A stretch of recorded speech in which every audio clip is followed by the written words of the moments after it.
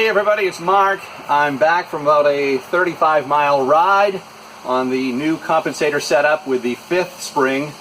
Normally from the factory there's 4 in these 2006 through 2011 96 cubic inch compensators, and I've added a 5th spring on the outside of those 4 up against, facing out, the curved part is facing out against the compensator cam piece that slides back and forth and drives the sprocket disc. Okay, so I put that 5th washer facing out up against that with the other 4 behind it, and the results so far are that when I give it just a little bit of throttle going down the road, say on level surface, I can feel a little bit of drivetrain vibration from the motor.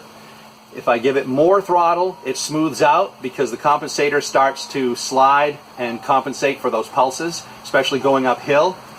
And slowing down, I can feel more engine pulses, and I think that's because I've got the push drive rear where it has the rubber pucks.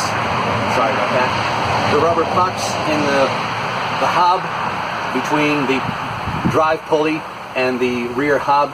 It has these 5 rubber pucks. It's almost like an assembly of like a star-shaped assembly. And on the forward side, those pucks are about that wide, but on the reverse side, slowing down, letting off the throttle, they're only about that thin. They really thin out. So the more of the cushion is for driving forward. So letting off the throttle with just that little bit of rubber, I can feel the engine vibration quite a bit. Not horrible, but a little bit more than it was when I had just the 4 springs in there from the factory setup. So I can feel a little bit of a difference, just a little bit more vibration than it was when it was set up from the factory. Whether that will smooth out over time, I don't know yet. I'm hoping that it'll break in more as time goes by, as the miles get put on. Maybe those springs will loosen up and be a little more flexible. Hopefully not to the point where it gets back to being a loose, rattly compensator again. But the point is, let's say I just filled up with gas, the bike is hot, I'm ready to hit the road again. I power up the bike, wait for the check engine light to go out, and then listen for the compensator.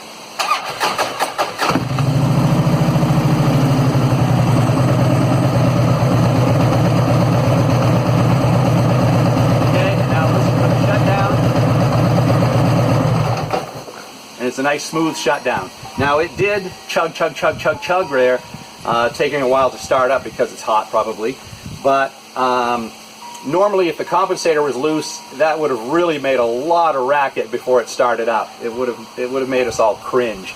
So even though it did chug a few times before the motor actually started, that's still better than it was. So let me try it again. Again, the bike is hot. It's about mid-70s today, so it's a warm day. We'll wait for the check engine light again. There it goes, and here we go and start up.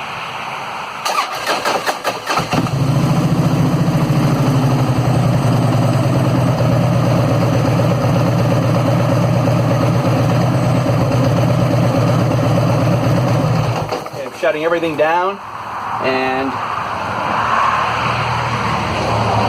wait a few minutes. Bike is ticking away. I can feel the heat coming off it. And we'll start it back up again. Bike is in neutral, of course. Check engine light is on. It just went out. Here we go.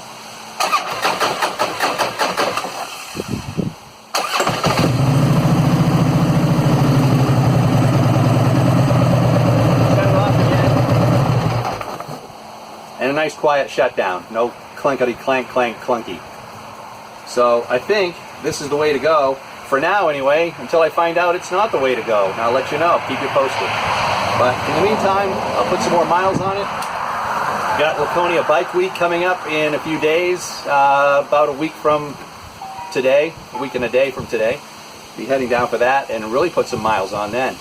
So that's it for now. Thanks for watching, and check in again sometime.